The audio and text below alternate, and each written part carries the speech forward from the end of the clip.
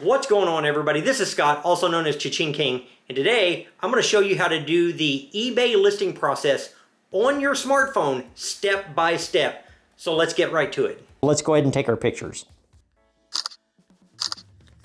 Get a couple of close-ups of that.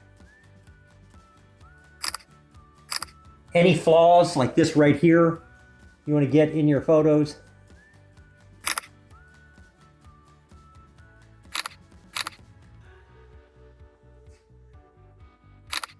Show the raglan sleeves. I need to get the tag too. What I want to do now is clean up the photos a little bit, and once we've completed doing that, then we can move on to the actual listing process inside of eBay. What I use to clean the photos up is a program called Photo Room. It's not necessary, but I enjoy the clean white background, so I use it a lot. So let's open Photo Room, and I'm going to do one photo at a time because if you use the free version, that's how it will work for you. So I click on a picture, and this really does a nice job of this. And I'm going to use the white background and download that. But you wouldn't have to. I can change the background and go with something that you could put in really any kind of black room. You could use any kind of background you want, but if you wanted black with something like this, that would work like that, and you can download it that way, and that might show up a little bit better. Maybe since this is white, I'll use black on all of these. Once my photos are done, now I want to jump right into the eBay app and let's list an item. I want to find something relatively close to what I have, so that I can start with an ad that is similar to what I'm doing. So if I put in 1776 and 1976, let's see if anybody has anything close to what we have. This one right here is very close. We'll check what department it's in, but this is the same vintage shirt as mine. So I am going to scroll on down here to where it says sell one like this. One of the reasons that I picked this ad to work from is because this one has some mistakes in it that I don't want you to make. So when you look at this one where it says American Revolution Bicentennial and everything is in all caps, you do not want to do that. It's not necessary and it doesn't help. So let's add the photos that we had earlier. So find the photos. Your file system may be slightly different on your phone depending upon which one you have. This is the Samsung. I go in and I find the pictures that are appropriate for mine, and I want to get the close-up of this. I want to get that near the top. To edit a picture in eBay, which actually has a pretty decent editing software, I'm going to click on the picture, and this middle one here at the bottom, I click that, and now I can drag and adjust that. That will crop my photo in. I can click on the little sun down here, and I can brighten it and apply that, and that gets me pretty close to what I want to see on that. So we'll save that picture. The one on the mannequin will crop in a little bit. On one like this right here, there's just this shirt really didn't have a lot of damage, but there was a little bit of a snag right there. The main thing I want you to see is that if your shirt has a flaw, point it out. Don't ever try to hide it. That doesn't do you any good. And on this one, I'm just showing that it's a raglan sleeve, but I can come in and show that better. Before I jump into the item specifics, I need to go look at the category. And because the ad that I copied was a men's and this is a youth size.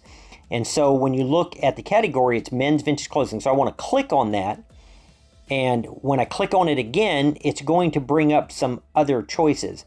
I know that it's going to be clothing, shoes, and accessories, specialty, vintage, but I am going to need to change that to specialty and then vintage. And see, I've got vintage, women's, children's vintage shoes, other vintage clothing, and I'm going to put other vintage clothing because it isn't shoes. That will probably clear out a lot of the item specifics. And decade, a lot of this you will have to, it is going to be unisex. The occasion is every day. color is. White. The more of the item specifics that you fill in, the better. I hate the item specifics. I don't think that it's helped anybody along the way, but not doing it will keep eBay from showing your item depending upon how people look it up. Brand is Fruit of the Loom. Let me start typing this in. This one doesn't say what it is. I think it's going to be a cotton blend, and so I will put that. I'm almost positive it's a 50-50 poly cotton. Country of manufacture is the United States. It is an original. It's not modified. Now, custom SKU, this is an important one. I am going to put this into my tub C1.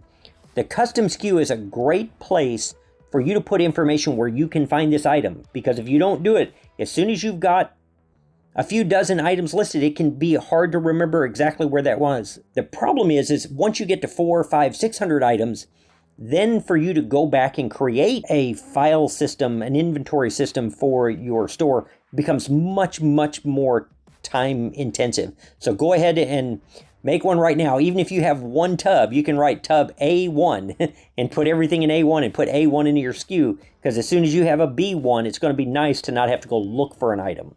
And I've got the category the way I want it. I'm going to go down to the description. I'm going to take any abbreviations that I have, which I don't use many, but even where it says like 70s, I'll go ahead and expand that to 1970s, and I'll put in the punctuation there. There's not a lot more that I'm going to put into this. What I do want to put right here is a couple measurements. As far as condition on something like this, when you list a vintage item, the description part for the condition is gone, but I normally like to put something, and on these I put shows age and wear as seen in the photos. And that is about it. So shipping, I want to pack this and weigh it. I'll pop a picture up of how Melody and I pack our items and how we label them for when we put them up. This one is going to come in at about 12 ounces. My packages are 12 by 9 by 2. It's first class, and what I've been charging is $5.99. That covers just about all of the United States.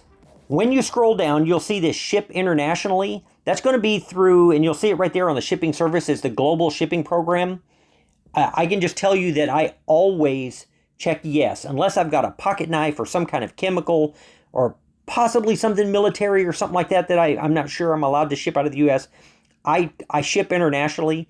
Here's how that works. When you ship internationally, all you're doing is sending that item to Kentucky. So my cost is exactly the same. eBay charges the customer the additional shipping charges. It all goes through them. And here's the benefit of that. As soon as it gets to Kentucky, I'm no longer liable for it at all. eBay takes all of that responsibility. And normally, because it costs more, international buyers have been, for me anyway, way more reliable. I get very, very few returns from international buyers. So we back out of that and we drop down here to preferences. I have 2 business days. I ship in 1 business day. 2 business day gives me a little bit of breathing room that I never use. But having that extra day has never affected my sales. I do domestic returns. I've had another video out about the pointlessness of having no returns, because all a buyer has to say is it wasn't as described and it's automatically approved anyway. So I do accept returns. My return rate right now is less than 1%. So this isn't a big deal. Once your store is up and running and you've had a few sales under your belt, it isn't going to be something you do all the time. I don't, however, do international returns. And I'm not going to encourage that because I don't want to eat the cost to come back from overseas. I do want to click on it where it says require immediate payment. I don't know about you, but I want my money. So I require immediate payment. I will never understand the benefit of not requiring immediate payment. And keep in mind, if they make an offer or you accept an offer, immediate payment isn't required, but that's on eBay, not on me. I would require immediate payment. So let's set our price. I'm not going to run this on an auction. I know about what this is worth. I only run an auction if I know where the floor is, where I can set my auction start price, but the ceiling might be much higher, and I'm not sure, and I know a lot of people will be looking for it. Everything else I do as a buy it now. So on this one, I'm going to price it a little bit higher. I'm going to put $37.99, which is pretty expensive for a kid's shirt.